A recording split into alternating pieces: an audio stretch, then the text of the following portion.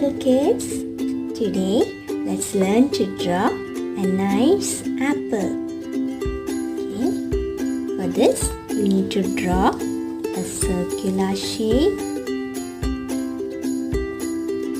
You can use a pencil.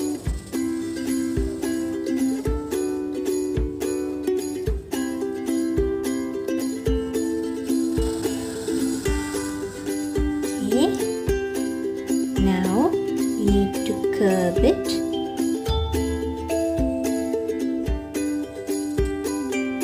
Like this.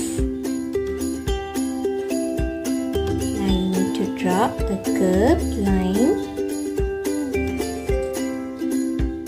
This.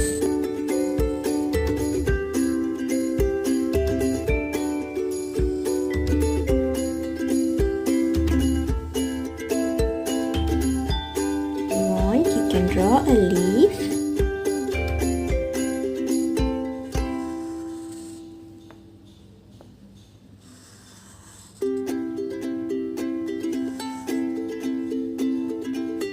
There you go.